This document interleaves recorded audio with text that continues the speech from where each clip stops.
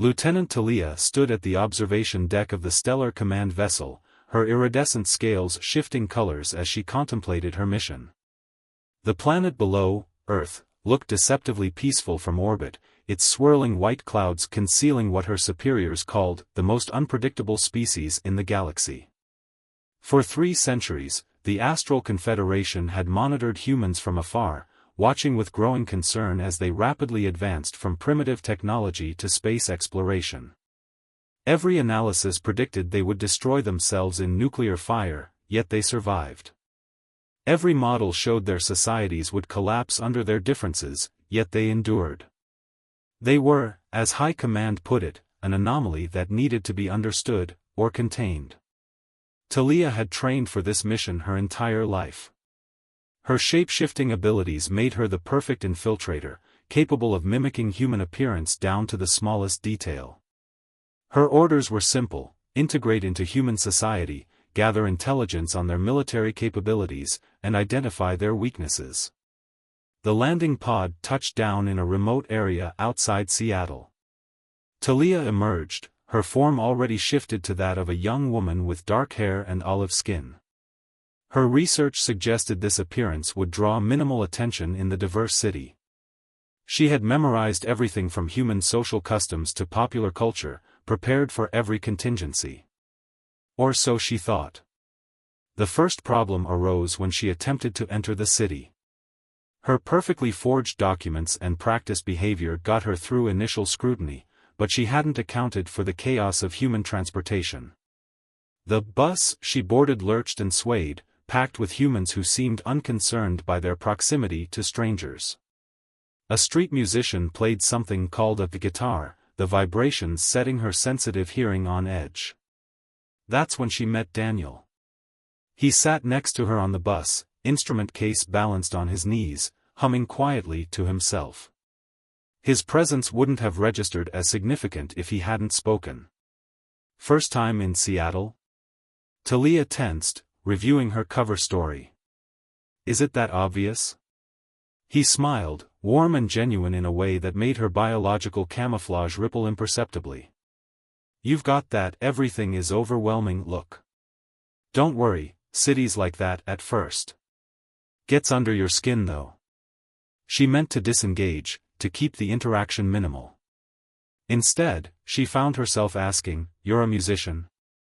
"Yeah, play at the Pike Place Market most days."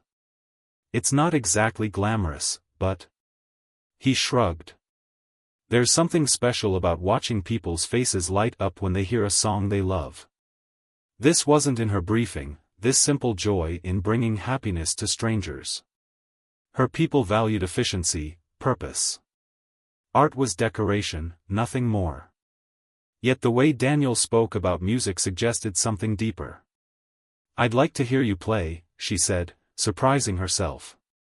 The market was a sensory assault, smells, sounds, and colors bombarding her enhanced senses. But Daniel's music cut through the chaos. He played what he called folk songs, stories set to melody about human experiences, love, loss, hope, and resilience. A crowd gathered, some dropping coins in his open case, others simply staying to listen. Talia watched their faces, seeing something she hadn't expected: connection. These strangers, from different backgrounds and walks of life, found common ground in these simple songs. It was beautiful. "What did you think?" Daniel asked afterward, packing up his guitar. "I've never heard anything like it," she answered honestly. He laughed. "I'll take that as a compliment. Hey, some friends and I are having a small gathering tonight, food, music, good company. Want to join?" Every protocol said to decline. Personal connections complicated missions. But understanding humans meant experiencing their culture firsthand, didn't it? "I'd like that," she said. That evening, in a small apartment filled with mismatched furniture and the smell of home-cooked food, Talia watched Daniel and his friends share stories and songs. They came from different countries, different beliefs, different dreams, yet here they were, finding harmony in their differences. As she listened to their laughter and music, a disturbing thought crept in. Everything she'd been taught about humans being dangerous and unpredictable was true. But perhaps that wasn't a weakness. Perhaps their chaos, their creativity, their ability to forge connections despite their differences, perhaps these were their greatest strengths. She sent her first report to High Command that night. It contained all the required tactical observations about human infrastructure and defenses. But for the first time in her career, Talia found herself hoping her superiors wouldn't read too deeply between the lines. Because between those lines was a dangerous thought, that maybe, just maybe, humanity had something to teach the stars. Over the next few weeks, Talia's mission began to unravel in the most unexpected ways. Her carefully constructed schedule of surveillance and intelligence gathering kept being interrupted by Daniel's spontaneous invitations, street performances, local festivals, impromptu jam sessions in parks. Each time, she told herself she was merely gathering data on human social behavior. Each time, she stayed longer than she intended. One rainy afternoon, as they huddled under the awning of a small coffee shop, Daniel surprised her with a gift, a small wooden flute. "It's nothing fancy," he said, rubbing the back of his neck. "But I noticed how you always watch everyone's hands when they play. Thought maybe you'd like to try making some music yourself." Talia held the instrument, feeling its weight. On her world, music was mathematical, precise, compositions designed to serve specific functions. But Daniel's songs were different. They were raw, imperfect, alive. "I wouldn't know where to start," she admitted. "That's the best part," he grinned. "Neither does anyone at first. You just feel it." The lesson that followed was nothing like her rigorous military training. Daniel taught by example, by encouragement, by celebrating mistakes as much as successes. When she finally produced a clear note, his genuine delight made her chest tighten in an unfamiliar way. But as her understanding of humans grew, so did her dilemma. Her reports to High Command became increasingly difficult to write. How could she explain that humans' apparent technological inefficiencies were often deliberate choices in favor of artistic expression or environmental preservation? How could she convey that their chaotic social structures actually demonstrated remarkable adaptability? The breaking point came during a weekend festival in the park. Daniel's band was performing, and the crowd's energy was infectious. Children danced without self-consciousness, elderly couples swayed together, strangers sang along to shared favorites. Talia found herself swaying too, the rhythm bypassing her careful control. Then she saw them, two Stellar Command observers, their disguises perfect to human eyes but immediately recognizable to her. They were evaluating her work, and she was failing spectacularly at maintaining professional distance. "Hey," Daniel's voice snapped her back to the present. "You okay? You look like you've seen a ghost." She started, then stopped as one of the observers began moving through the crowd toward them. "I need to go." "What?" "Wait." Daniel caught her arm, his touch sending unexpected signals through her camouflaged skin. "What's wrong?" The concern in his eyes made everything worse. Because she suddenly realized that her greatest failure wasn't letting humans get too close, it was lying to Daniel. Every moment of their friendship was built on deception, and the weight of that truth was becoming unbearable. "There are things about me you don't know," she said quietly. "Things that would change everything." "Try me," he challenged, and there was something in his voice, a steadiness, an openness, that made her want to risk it all. But before she could respond, chaos erupted at the festival's entrance. A group of protesters had arrived, carrying signs about government surveillance and alien conspiracies. The irony might have been amusing if it hadn't sent the Stellar Command observers into immediate defensive positions, their hands moving to concealed weapons. Talia made a split-second decision. She pulled Daniel into the crowd, away from the observers' line of sight. "Do you trust me?" He studied her face for a long moment. "Yeah. I do." "Then follow me." And Daniel? She squeezed his hand. Whatever happens next, please remember how that music made people feel today. Remember that humans can create something beautiful out of nothing but air and hope. As she led him through the panicking crowd, Talia knew she was about to break every protocol in her training. But watching Daniel share his music, seeing how it brought people together across every barrier of age and culture and belief, it had taught her something crucial about humanity. Their greatest power wasn't in their weapons or technology. It was in their ability to connect, to create, to change. And maybe, just maybe, it was time for her people to learn that lesson too. Where are we going? Daniel asked as they reached her hidden emergency transport. Talia took a deep breath. To show you the truth. All of it. The transport hummed to life, its camouflage field flickering. As Daniel's eyes widened, Talia finally let her own disguise fade, her iridescent scales catching the setting sun. I hope, she said softly, you meant what you said about trusting me. Daniel stood in the hidden chamber of Talia's transport vessel, his guitar case still slung over his shoulder, staring at her true form. Her iridescent scales shifted through colors like sunlight through stained glass, her eyes now visibly alien, golden with vertical pupils. The silence stretched between them, heavy with unspoken questions. Finally, he cleared his throat. So, definitely not from Portland then?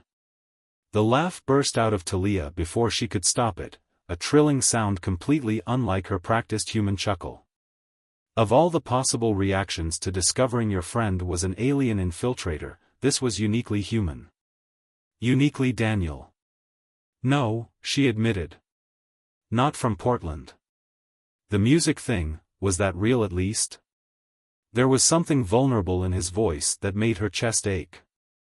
The most real thing I've experienced on Earth. She moved to the vessel's control panel, bringing up holographic displays. My people don't understand music the way humans do. We see it as mathematical, functional. But you turn it into something alive. Daniel set his guitar down carefully, then stepped closer to examine the floating symbols. Why are you showing me this now? Because my mission has changed. Talia's scales rippled with anxiety. Those observers at the festival, they're here to evaluate Earth's readiness for contact. Or rather, to justify avoiding contact entirely. What do you mean?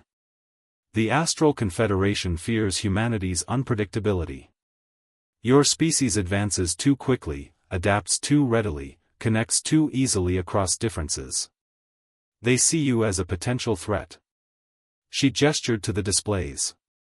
These are reports from other observers, all emphasizing humanity's capacity for violence, your resource consumption, your conflicts. And what do you see? The question hung in the air. Talia touched one of the displays, bringing up images from her own memory banks, the festival crowd dancing together, strangers helping each other after a minor accident, children from different backgrounds playing in perfect harmony. I see possibility, she said softly. You're chaotic, yes. Unpredictable, absolutely. But that same chaos produces such beauty. Her scales shifted to a deep blue of conviction. The Confederation's fear comes from ignorance. They've never really tried to understand humanity. A warning light flashed on her console. The observers have noticed my deviation from protocol. They'll report to High Command, and she stopped, her scales paling. Daniel, they're preparing a first strike. A preventative measure against potential human aggression. Daniel's face hardened. How long? Days, maybe hours. They'll target communication networks first, then power grids. Create chaos to prove humans aren't ready for galactic society. She turned to face him fully. I can't let that happen. Daniel corrected.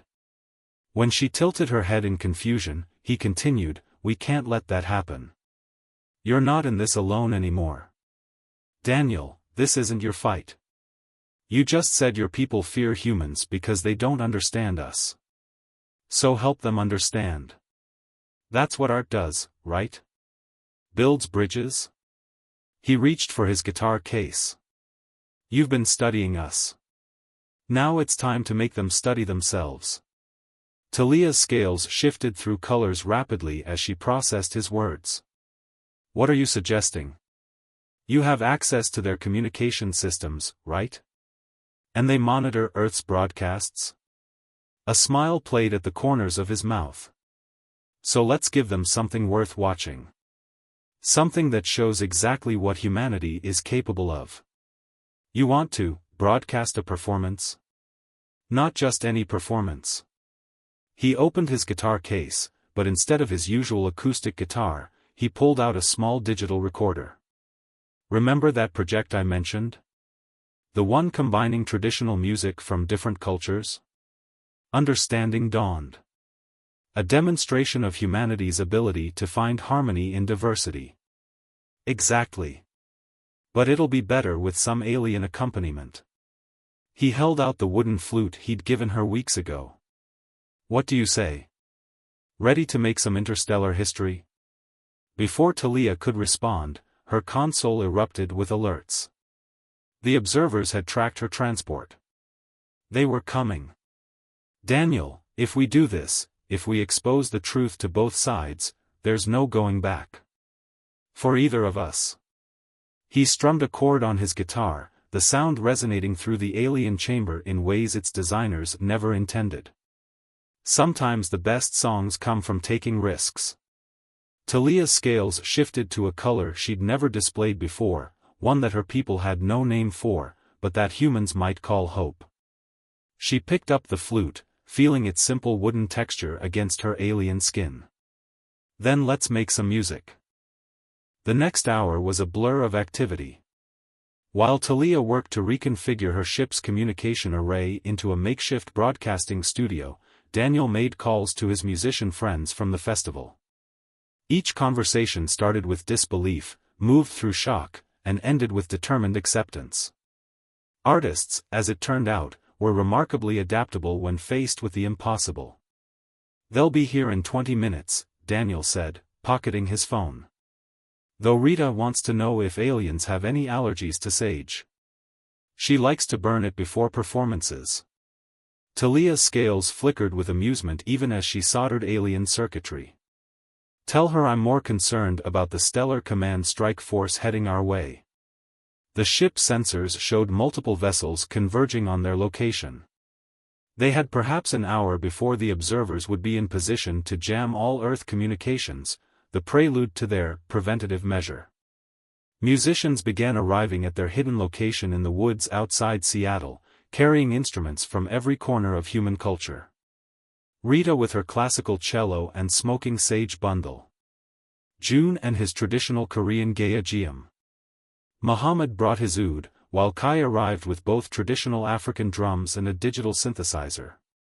Their reactions to Talia's true form varied from stunned silence to excited scientific questions, but all of them treated her the same way they had when they thought she was human, as a fellow artist. The broadcast array is ready, Talia announced, her scales shifting nervously. But there's a problem.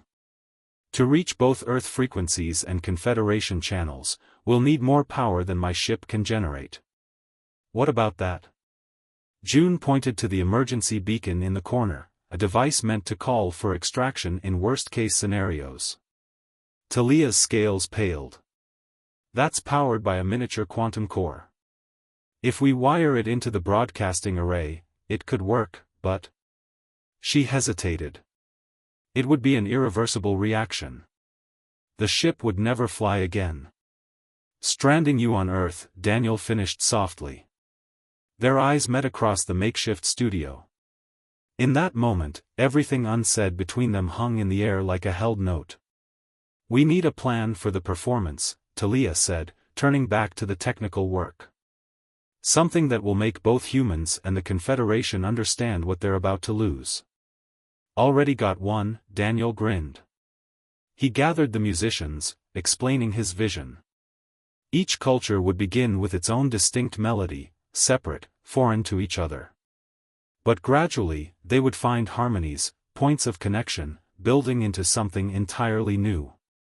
"And here's the key," he said, pulling out the wooden flute he'd given Talia. "We need something that doesn't come from Earth at all. Something to show that even across the stars, harmony is possible." As the musicians began practicing, finding ways to weave their different traditions together, Talia worked with trembling hands to connect the quantum core to her broadcasting array. One wrong connection could vaporize them all. One correct connection could change the course of human history. The ship's sensors blared a warning.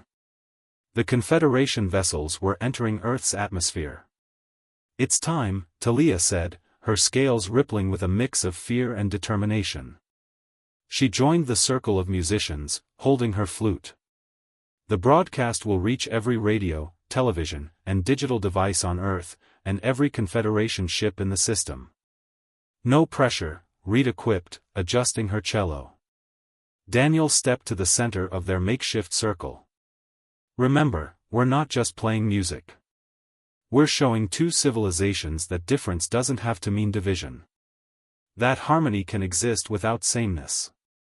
He looked at each musician in turn, then lingered on Talia. "That beauty can bridge any distance."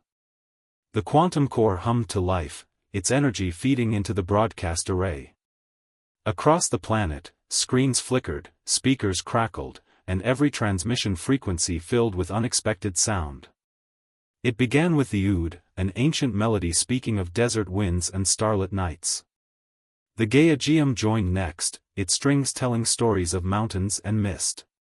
The cello wove between them, a bridge between old world and new. Drums brought heartbeat and rhythm, while synthesized tones added layers of modern complexity. And then, rising above it all, came an otherworldly sound, Talia's flute, played with techniques impossible for human lips, carrying harmonics that spoke of distant stars and unknown worlds. Her scales shifted through colors in time with the music, adding a visual dimension to their performance that only their immediate circle could see. As the separate melodies began finding each other, weaving together into something entirely new, Talia's sensors detected Confederation ships entering holding patterns instead of attack formations. They were listening. And all across Earth, humans stopped what they were doing, drawn into this strange and beautiful music that somehow spoke to something universal, the yearning to connect, to understand, to create something greater than ourselves. Daniel caught Talia's eye as they played, and in that moment she realized that even if this failed, even if she never saw her homeworld again, she had found something on Earth worth more than any military intelligence, the truth that art, in all its chaotic, unpredictable beauty, could build bridges across any gulf, even the space between stars. The music faded to silence, its final notes hanging in the air like starlight. For a moment, no one moved. The musicians sat in their circle, instruments still poised, watching Talia's console for any response from either Earth or the Confederation ships above. The first response came from Earth. Social media exploded with reactions to the mysterious broadcast. Videos of people stopping in streets, offices, and homes to listen were already going viral. Hashtags about alien music and universal harmony trended worldwide. But more importantly, people weren't panicking. They were curious, excited, inspired. Then the Confederation signals began arriving. Talia's scales shifted rapidly as she translated the incoming messages. "They're confused. The observers are reporting unprecedented reactions among their crews. Many are requesting permission to study human music further." She looked up, her alien eyes wide. "The High Command is calling an emergency session." "What does that mean?" Rita asked, still cradling her cello. "It means they're listening," Daniel said quietly. "Really listening, maybe for the first time." A new signal cut through the chatter, a direct communication from the Confederation's highest authority. Talia's scales paled as she read it. "They want to talk. Not just to their observers, but to..." She gestured at their group. "To all of us." The holographic projector hummed to life, and suddenly the makeshift studio was filled with the ghostly images of the Confederation Council. Beings of various species, all evolved far from Earth, stared at the assembled human musicians with expressions ranging from curiosity to barely concealed awe. The head counselor, a being of crystalline form, spoke first. "We have monitored human broadcasts for centuries. We have analyzed your conflicts, your resources, your technological progress. But never, in all our studies, did we consider." They paused, searching for the right words. "What you just created, it resonated with species that have no evolutionary connection to Earth. How is this possible?" Daniel stood, still holding his guitar. "Music isn't about evolution or technology. It's about finding harmony in difference. About creating connection where none existed before." He looked at Talia, who nodded encouragingly. "Maybe that's what you've been missing in your assessment of humanity. You've been looking at what divides us, not what brings us together."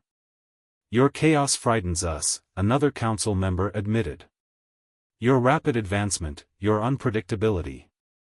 Those same qualities let us do this." Muhammad gestured to their circle of diverse instruments and players. "Let us take separate traditions and weave them into something new. Chaos isn't always destruction. Sometimes it's creation." June added softly, "And sometimes the most beautiful harmonies come from the most different notes."